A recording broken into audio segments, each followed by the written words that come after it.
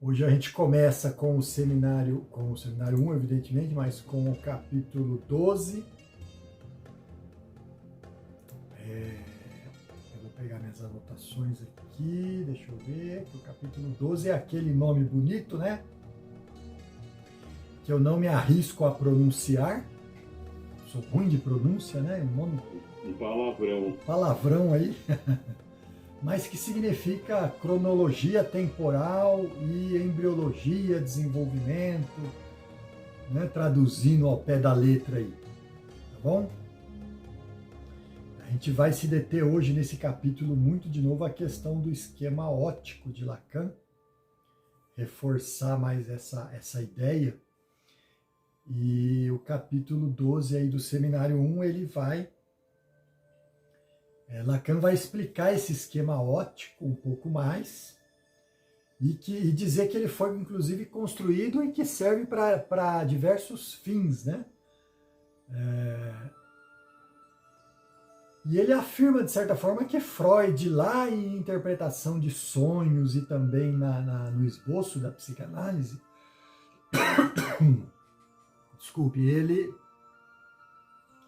Freud, de certa forma, partiu dos fenômenos imaginários, né?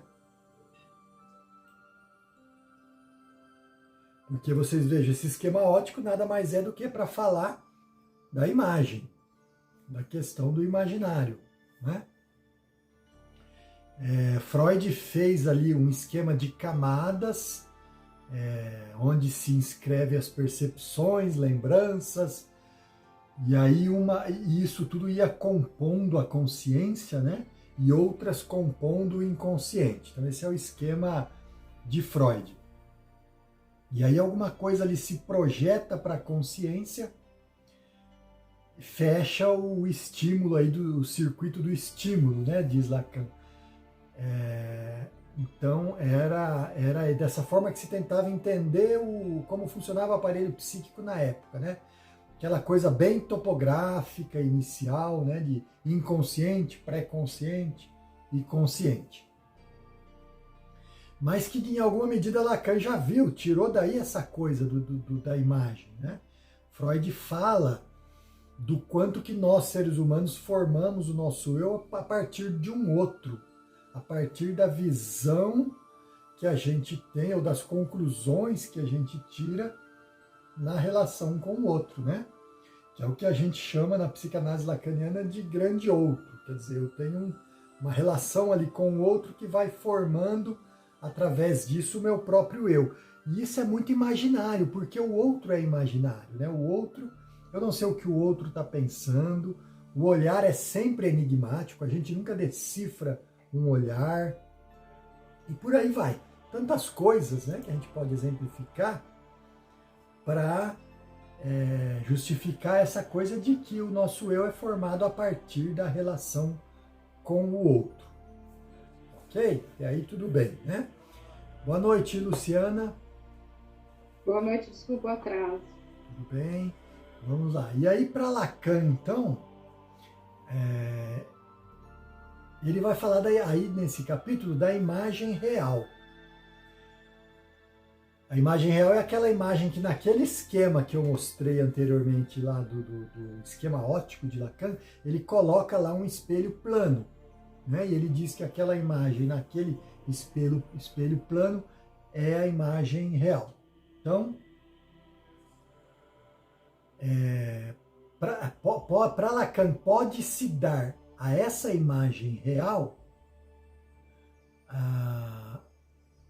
um certo número de objetos reais também, né? E isso vai, de alguma forma, denunciar ou colocar os limites do eu, segundo Lacan. Então, ele fala muito do imaginário, como a gente já falou, que o eu é constituído a partir do imaginário. Então, em relação aos animais, por exemplo, Lacan vai falar que o animal está preso num ciclo de um comportamento instintivo, né? Eu sei que as primeiras traduções de Freud a gente falava de instinto e não de pulsão, e as novas traduções falam pulsão.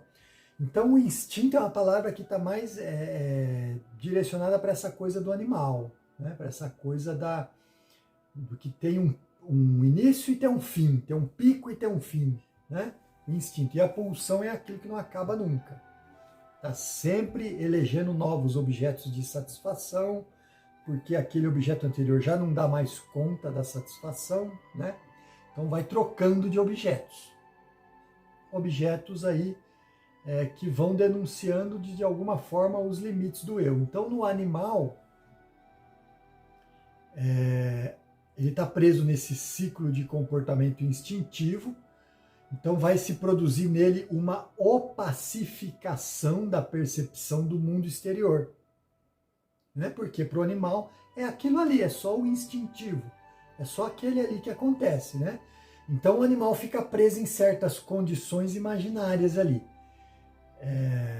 E com a tentativa de não ser enganado. Só que aí é muito fácil enganá-lo, diz Lacan, né? Porque toda a interpretação dele parte do imaginário, né? Do imaginário, daquilo que ele tem como instinto. Que nós, seres humanos, isso acontece de forma muito diferente.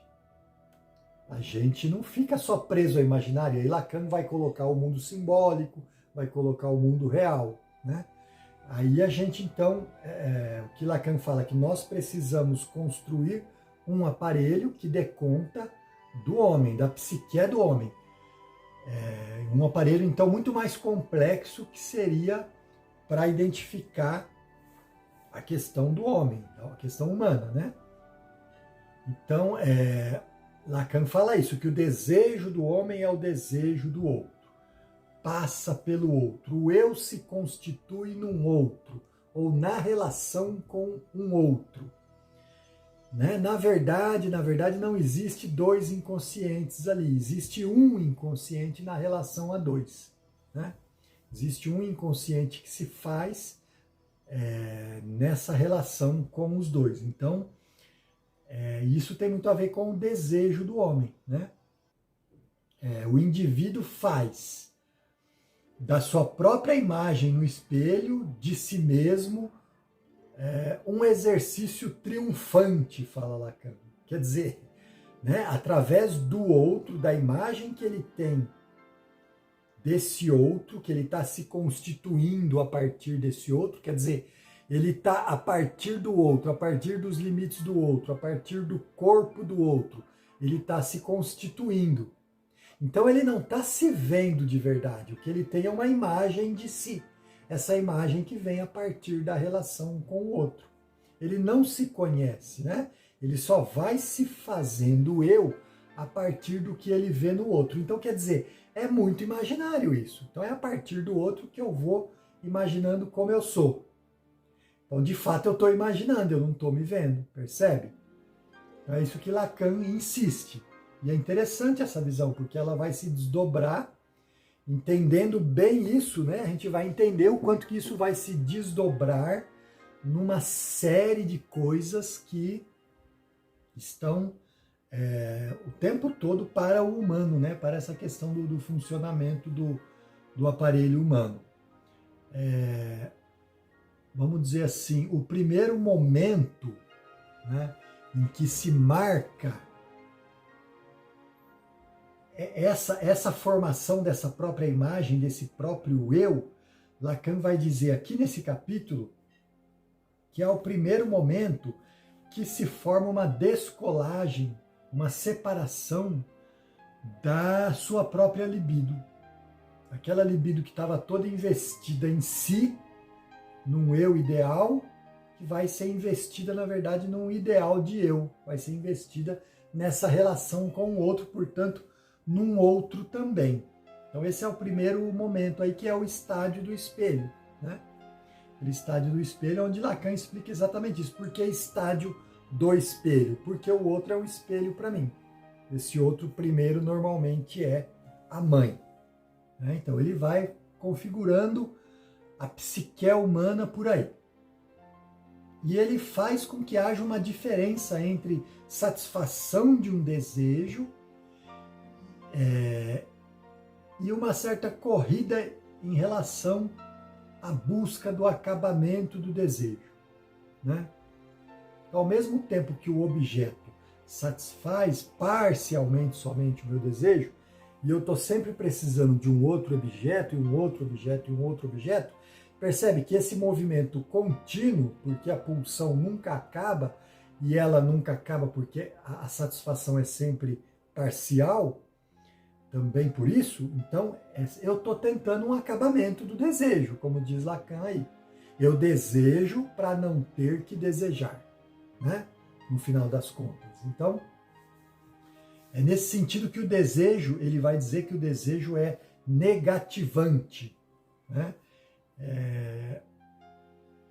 O desejo é, vamos dizer assim, aprendido inicialmente num outro e da maneira mais confusa possível, né? Toda confusa, porque passa por esse outro. Então o sujeito localiza e reconhece o desejo inicialmente, vamos dizer assim, por intermédio não só da sua própria imagem, mas também do corpo do ser semelhante. Concluindo tudo que eu falei, dá para entender isso, né? Concluindo tudo que eu falei. O sujeito localiza e reconhece o seu desejo por intermédio da sua própria imagem, que ele vai formando de si, e pela relação com o outro, por esse corpo do outro, né? Esse corpo do outro é que vai chegar a isso. O corpo do seu semelhante. Então é na medida em que é no corpo do outro que ele reconhece o seu desejo, que se faz trocas o tempo todo, né? É na medida em que o seu desejo, vai dizer Lacan aqui, é na medida em que o seu desejo passou para o outro lado, que ele assimila o corpo do outro e se reconhece como corpo, né? Percebe? Lacan fala dessa forma um pouco complicada, mas ele está querendo dizer justamente isso, né? Na relação com o outro, é tudo muito permeado pelo desejo. Eu tenho só desejos em relação ao outro. Eu preciso me constituir, eu preciso me localizar, eu preciso ser reconhecido pelo outro também. Eu preciso ocupar um lugar de satisfação nessa relação com o outro. Então é uma relação que está o tempo todo cheia de desejo, né? O auge disso, o cume disso é o amor, né? O amor por alguém, que é quando eu transfiro todas as minhas faltas no outro, com a expectativa inconsciente, né? É uma expectativa consciente também, mas uma expectativa muito inconsciente de que esse outro faria uma completude em mim, ele daria conta de todas as faltas que eu tenho, né? Então eu estaria aí com a completude. A partir do momento que isso não se dá, e nunca se dá, né, você tem dois desfechos. Ou essa relação de amor acaba, ou essa relação de amor tende a se normalizar num sentido mais realista, né? Onde eu passo a conviver com as faltas do outro também e com a insatisfação das minhas. E a relação passa a ser uma troca de angústias. Relação de amor que dá certo é relação de troca de angústia. Vamos nos desangustiar juntos. Vamos viajar, vamos no restaurante, vamos... E por aí vai, né? Vamos falar dos nossos problemas, vamos atender às nossas carências. Então, em alguma medida, essa angústia está sendo trabalhada na relação. Mas não significa que esteja havendo completude. Muito pelo contrário, está havendo reconhecimento de que há angústias a serem contornadas ou toleradas, né? E não eliminadas, que seria a ideia da completude, né? Enfim, essa é uma questão importante aí das relações, mas e aí a gente nós nos reconhecemos, né, nisso tudo ali como corpo, e isso é o resto da vida, viu, pessoal? Não é só na criança, não. Essa relação é pro resto da vida. Nós nos reconhecemos aí como corpo, né? Na medida em que os outros que são indispensáveis nisso tudo, né, como a gente está vendo, também tem um corpo, e que nós temos o nosso. Existe um limite, existe uma separação, né? A criança que antes pensava que a mãe era ele, era tudo a mesma coisa, começa a desenhar separações, desenhar, né, que é aquela coisa do olhar fragmentado, né? No primeiro momento, quando começa uma ideia de si, é uma ideia toda espedaçada, toda fragmentada e que vai se fragmentando mais e que em alguma medida permanece assim para o resto da vida. Nas relações com o outro, nós só temos fragmentos de coisas para interagir com o outro. No consultório analítico, a gente só tem fragmentos do inconsciente que vem do paciente. A gente não tem o todo.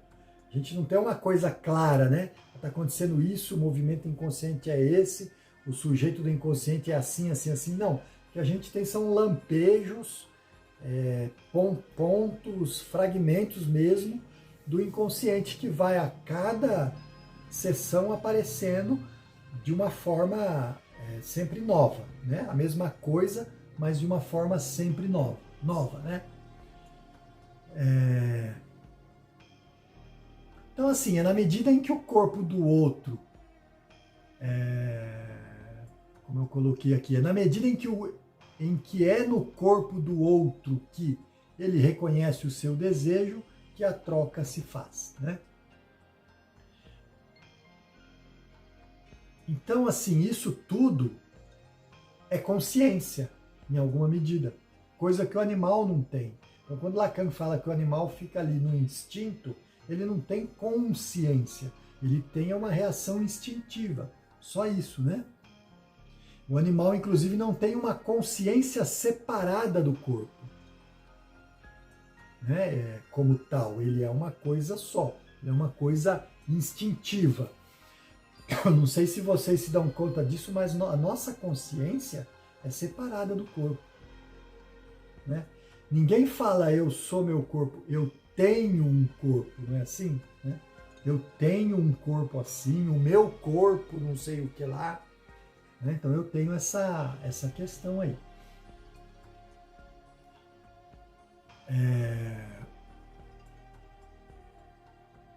Então, assim, o que o homem reconhece e fixa na imagem do outro é um desejo, portanto, despedaçado. Se toda a relação é de desejo, o que ele fixa no outro é um desejo todo despedaçado, diz Lacan. Então, há um aparente domínio da imagem de si, mas é só um aparente domínio, diz Lacan, porque o sujeito vai ficar. O espelho até lhe é dado, como diz Lacan, mas sempre de forma virtual. A imagem é sempre, né, o espelho lá. Depois a gente pode pôr esse esquema de novo. O espelho plano é uma imagem, né, ali muito virtual. E, portanto, é um domínio do ideal, do eu ideal. A minha imagem no espelho é aquela imagem que eu tento projetar o tempo todo, uma imagem ideal, né? Uma imagem ideal. Se pensarmos nas redes sociais como uma forma de espelho hoje, o quanto que a gente usa de como é que fala? Photoshop e tantos outros recursos para deixar aquela imagem ideal, né? Então a minha imagem que eu busco, que eu quero acreditar é sempre uma imagem ideal. Então é do eu ideal que se trata aí, né? É o eu ideal, é o seu desejo, ao contrário, né? Ele não está muito construído, né? O que o sujeito encontra inicialmente no outro é uma série de alienações do desejo, diz Lacan. De um desejo ainda em pedaços, né? O que ele quer dizer com alienação? Eu marquei aqui um pouquinho essa coisa da alienação. Deixa eu pegar aqui. A alienação, a grosso modo, né, diz respeito à cultura. Né? Assim, alienação é a inserção de nós sujeitos na cultura. Em outras palavras, na linguagem, já que não se existe fora da linguagem. Né? Então, de alguma forma, tudo que é cultural, tudo que aprendemos, tudo que vem de fora, nós ficamos alienados a isso. Tá? A gente fica alienado mesmo. Né? Isso é alienação em Lacan. A alienação no sentido assim, do contrário de separação, né? De uma coisa que eu fico tomado por aquilo, eu me constituo a partir daquilo. Isso seria a ideia aí de alucinação. Então, o que o sujeito encontra no outro é uma série de alienações, ou seja, de coisas que ele vai pegar para dizer de si mesmo, para se constituir a si mesmo. E é claro que isso tem tudo a ver com toda a influência que recebemos do mundo aí fora, da cultura e etc. Né? Então, essa teoria da libido, diz ele, né, é uma teoria, assim como Freud concebeu, é uma teoria onde há uma série de pulsões com satisfação parcial somente, né, o tempo todo um monte de pulsão, e que, portanto, não se consegue chegar a um desejo amadurecido. Por esse motivo, por ser parcial, né, que o desejo está sempre procurando um novo objeto, né, porque a pulsão está sempre se dirigindo a novos objetos. Então, o que ele quer dizer com desejo amadurecido? Eu penso que é o desejo, o único desejo amadurecido seria eu conseguir chegar, através de tentativas e tentativas, de alcançar ou de realizar o que eu quero, eu conseguir alcançar algo que realmente me complete muito, né? Totalmente não vai ser possível, mas que me complete muito, que eu realmente me encontre naquilo e que eu vivo o resto da minha vida nessa condição. Que é difícil de acontecer, né? A gente pode ter, por exemplo, exemplos assim, por exemplo, a própria psicanálise. Eu amo a psicanálise, eu vivo de psicanálise, né? Eu trabalho com psicanálise, eu leio sobre psicanálise, eu falo de psicanálise o tempo todo. Psicanálise é a minha, é o que eu gosto. Então eu cheguei aí num lugar onde eu encontrei algo que me dá uma satisfação muito grande, mas está longe de ser total, né? Está longe de ser total. Eu penso que a satisfação total mesmo seria, que iria além do desejo amadurecido, né? A satisfação total seria a realização do incesto. Aí eu teria a satisfação total. Né? A coisa seria no real. Né? Eu não precisaria simbolizar, eu não precisaria nem ficar na função do imaginário. Eu estaria ali no real da coisa. A realização do incesto. Seria, né?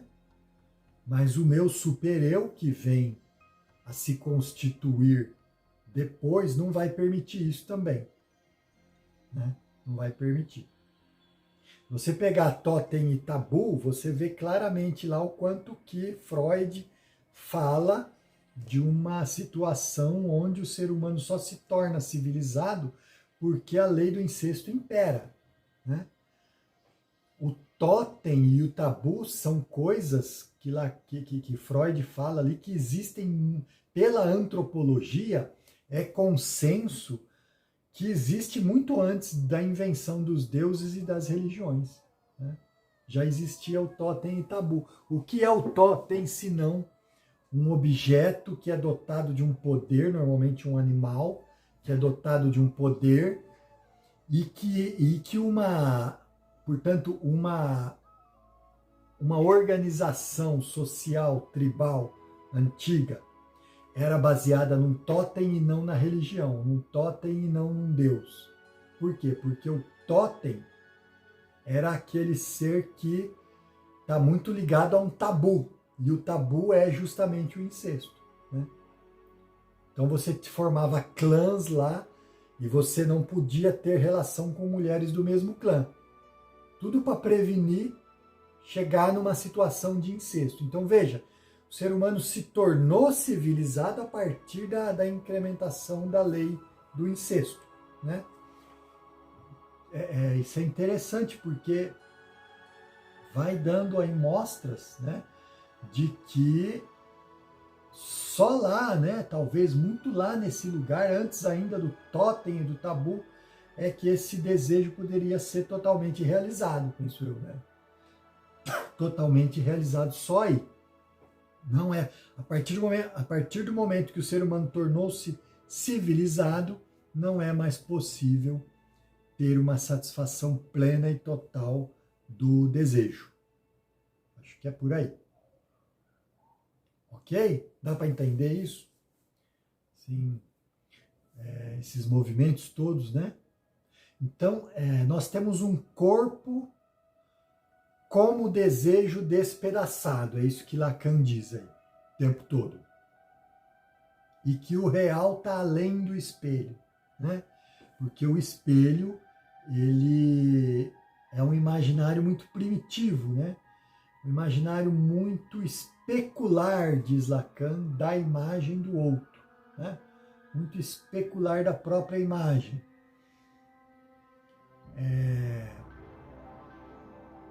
Aí Lacan fala umas coisas lá, é difícil de entender tudo que ele coloca, né? Ele fala que é uma dialética, é uma dimensão moral, tudo isso, moral não, uma dimensão mortal também existe ali, que é o instinto de morte, que tem a ver com a pulsão de morte, né? Dessa imagem está se constituindo ali de forma muito primitiva, porque há uma captação libidinal que dá um valor mortal para o indivíduo na medida em que ele pensa na questão da vida eterna, tal, então ele precisa se constituir de forma a ser eterno, e tudo isso é um desejo muito grande, né? Tudo isso em alguma medida é do imaginário, né? Fica muito no imaginário, porque não há nada na realidade que alcance alguma certeza sobre isso, então fica muito na questão do imaginário.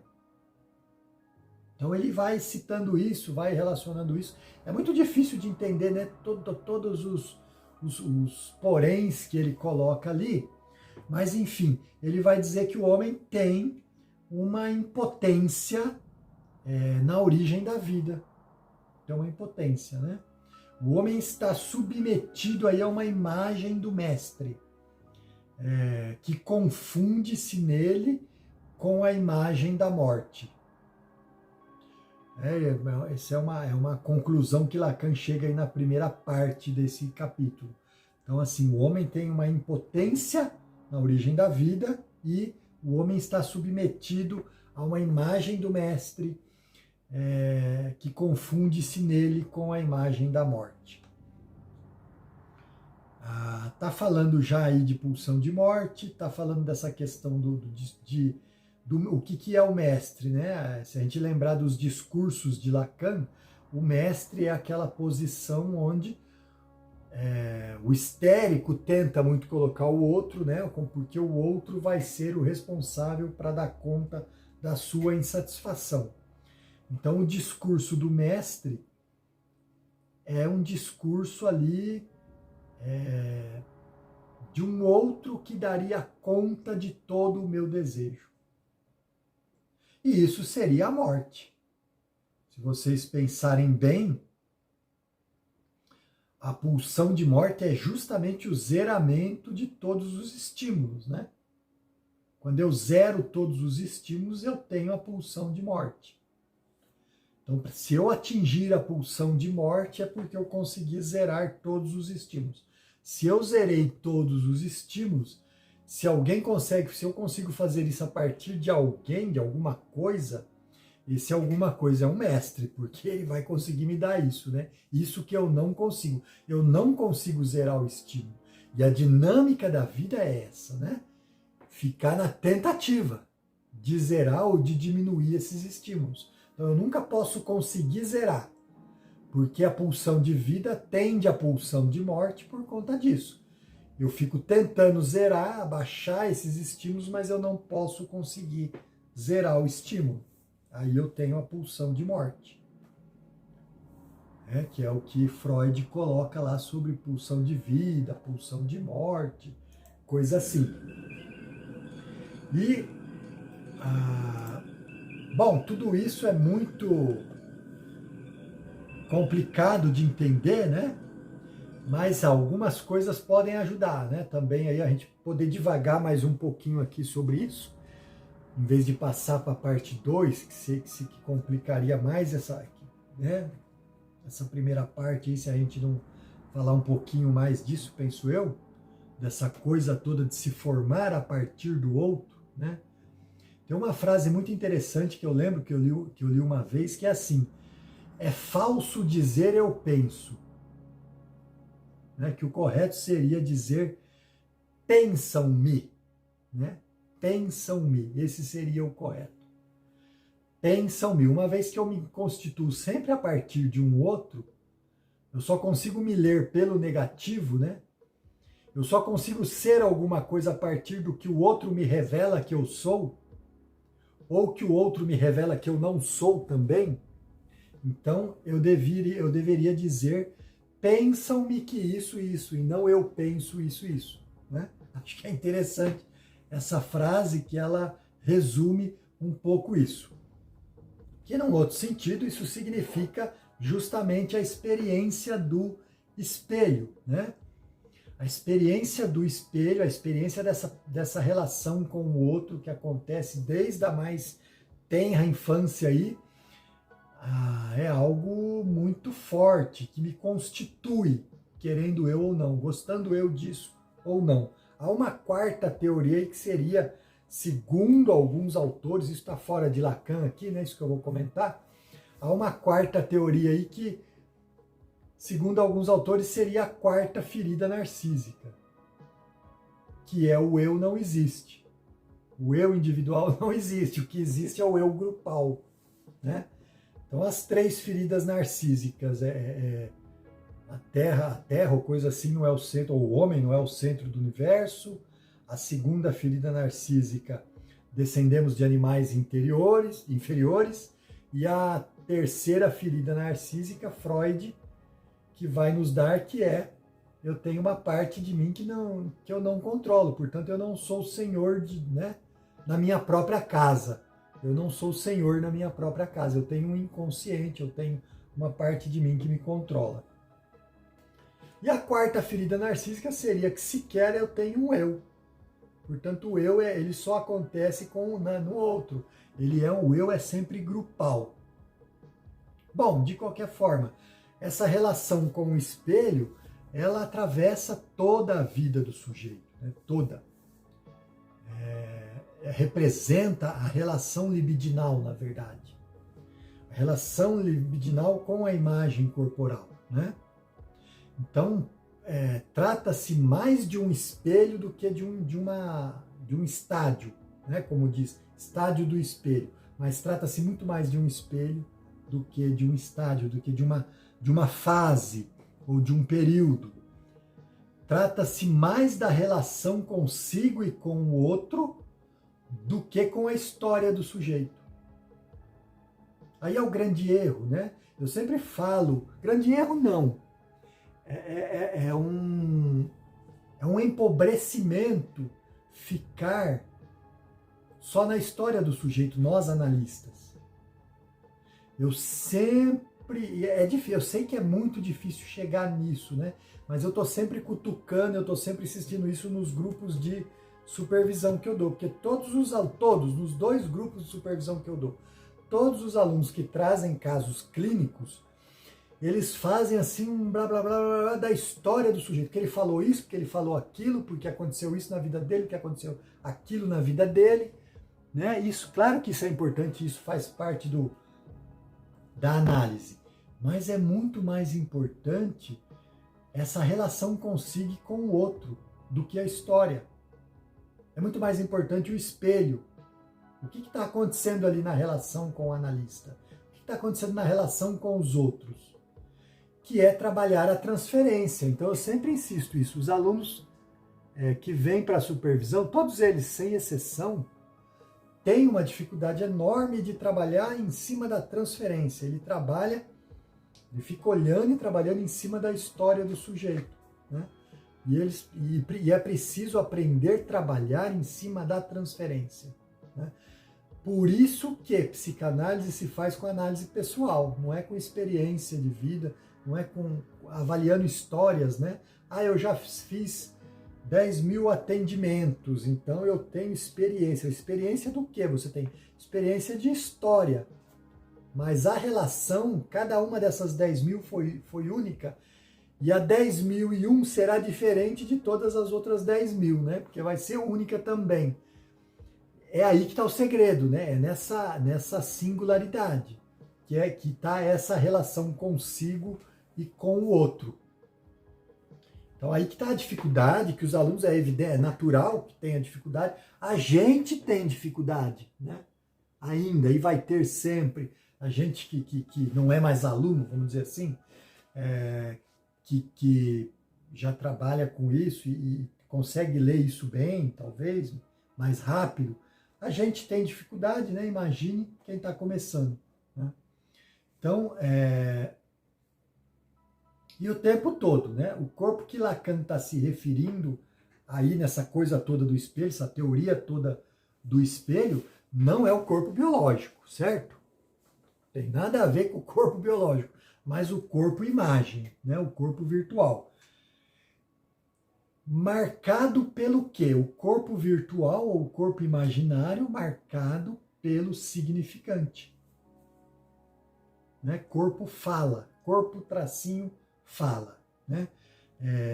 Esse corpo que fala através do outro. Tem até um livro, né, na psicologia, antigo, famoso, O Corpo Fala, mas que leva muito, né, não tem essa profundidade, leva muito para a área do comportamento. Mas aqui não, aqui o corpo fala no sentido de constituição do eu, né? É tudo via esse corpo imaginado, né? Na relação com o outro, eu me constituo enquanto limites, que é o que Lacan está chamando de corpo. Não tem nada a ver com o corpo biológico de que fala esse livro aí, né? Esse livro que chama O Corpo Fala. E esse corpo aqui na psicanálise, esse corpo imagem, esse corpo fala, é habitado pela libido, que Lacan vai chamar depois de corpo gozo, corpo tracinho gozo, né? É habitado pela libido. Portanto, é um olhar completamente distinto do olhar da medicina, né? Completamente, muito distinto também, em alguma medida, do olhar da medicina, se a gente pensar a medicina como... da psicologia, se a gente pensar a psicologia como uma ciência ali que faz laço com a medicina, né? Eu estou fazendo uma pós-graduação em psicanálise infantil e eu tô no módulo lá que chama Sinais de Risco Psíquico, Sinais e Alertas de Risco Psíquico. É o módulo que eu estou agora, né? E aí tem umas tabelas, lá tem uns protocolos e tabelas ali de teste para você fazer com a criança para medir o grau de risco psíquico, né? Sinais e alerta de risco psíquico. E aí teve uma tarefa lá que era criticar isso, né? E eu fiz uma longa crítica ao curso, na verdade, porque para que um psicanalista tem que saber disso, né? Você acha que eu, como psicanalista que procuro atingir o sujeito do inconsciente, vou fazer teste de protocolo, né? São 3 testes, 2 deles podem ser feitos por qualquer profissional que trabalha na área, não precisa ser psicólogo para fazer, né? Mas mesmo assim, eu estou num curso de psicanálise infantil, eu vou ficar me debruçando sobre protocolos, né? Protocolo não atinge o sujeito do inconsciente. Mas eu concluo também nessa crítica que é importante conhecer tudo isso, se faz necessário conhecer tudo isso, porque em alguma medida a gente tem que dialogar com a medicina, a gente tem que dialogar com a psicologia, a gente tem que estar atualizado com esse discurso, pelo menos para a gente saber se posicionar, né? Então tudo isso é importante também conhecer. Então no fim eu concluo que é válido sim, mas é válido enquanto conhecimento adquirido no sentido de não ficar um ET no meio ali, né? da área da saúde, que é mais compromissada com o indivíduo e não com o sujeito do inconsciente. Mas a verdade é que a gente não vai usar isso, né? Eu acho que se um dia eu resolver trabalhar com crianças, jamais vou usar essas coisas, né? Jamais vou usar. E é isso, acho que o estádio do espelho aí, pessoal, ele dá para nós toda essa ideia, né, do quanto que isso tudo é tão importante, tão profundo, né? Se você pegar ali, né, vocês lembram, eu vou até colocar aqui, a gente tem um tempinho aqui ainda só para enfatizar, para a gente encerrar. Deixa eu compartilhar aí a imagem com vocês. Estão vendo aí, pessoal? Sim. Isso, então, aí você vê. As flores aí vai representar o objeto que vai ser contido no vaso, né? O vaso seria o corpo. As flores seriam todos os orifícios desse corpo, e são pelos orifícios que as pulsões buscam satisfação, né? Então essas flores representando aí todos os orifícios do corpo. Esse vaso que se encontra aí escondido dentro de uma caixa, né? É inacessível para o sujeito. Isso que é inacessível para o sujeito, Lacan está querendo representar o corpo biológico, perdido, na verdade, para o sujeito, né? Então, nesse esquema óptico, a imagem real não é uma imagem completa. O espelho côncavo reflete sempre uma imagem ali deformada, né? Uma imagem verdadeira, pode-se dizer até uma imagem real, porém deformada, invertida, né? E aí Lacan quer dizer com isso, quer ilustrar com isso o narcisismo primário. Então percebe, é bem complicado, né? Esse esquema de Lacan é cheio de questões aí, de senões aí, de pormenores, vamos dizer assim. Então quando ele coloca o espelho plano, que é o que mais nos interessa nesse momento, que aí já é o esquema óptico de Lacan, não é mais o esquema óptico de Bulce lá, né? Aquele nome Bulce, acho que é. Quando é o esquema óptico de Lacan, que ele introduz ali um espelho plano, reflete-se uma imagem virtual, né, nesse espelho. E aí, sim, você tem a partir dessa imagem virtual uma imagem completa, uma imagem inteira, uma imagem acabada ou uma imagem ideal. Desde que o sujeito esteja no ponto perfeito para encontrá-la, que o olhinho tem que estar lá dentro, o olhinho que é o sujeito, né, ele tem que estar dentro da área côncava do espelho, né? Se ele não estiver exatamente numa posição específica para isso, ele não vai encontrar. Isso seria a correspondência ao narcisismo secundário, né? Lacan vai dizer que a imagem do corpo é como um vaso imaginário que contém um buquê de flores real. Então, um vaso imaginário que contém um buquê de flores real. Flores tem referência aos orifícios. Então, por que flores real?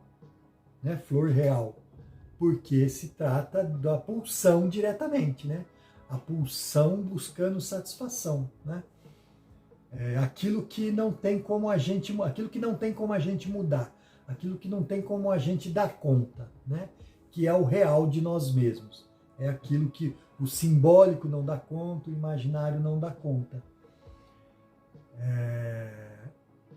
Isso tudo, então, é uma certa referência ao sujeito ainda em nascimento, o seu eu ainda em nascimento, sabe? O seu eu ainda em nascimento e não o sujeito mesmo ali, já constituído. Então é um esquema muito interessante que vai sempre ilustrando e representando esse eu que é formado pelo imaginário. Tá bom? É bem difícil, esse capítulo aí é bem difícil de entender. Então eu vou deixar a parte 2 para o próximo encontro, para a gente falar da parte 2. Alguém quer colocar alguma coisa? Perguntar alguma coisa? Achei que ficou muito bem explicado. Obrigado. Dá para clareia bastante, né? Clareia, pelo menos né? para mim, clareou. Clareou. Acho que a gente não pode ter a pretensão de entender Lacan 100%, né? Mas... É verdade, tem que lembrar disso. Não, ele é difícil, né? Ele é complexo. Clareando já tá bom, né? Tem que clarear bastante. Acho que ninguém entende Lacan 100%. Dizer a verdade para vocês, acho que ninguém entende. Não conheço ninguém que diz que entende Lacan, né? 100%. Ele é bem complexo. E o pensamento elíptico, né, que a gente fala, aquele pensamento que vai e volta, que também vai trazendo as coisas de forma fragmentada, né? O pensamento elíptico é isso, vai trazendo as coisas de forma fragmentada, vai e volta, né?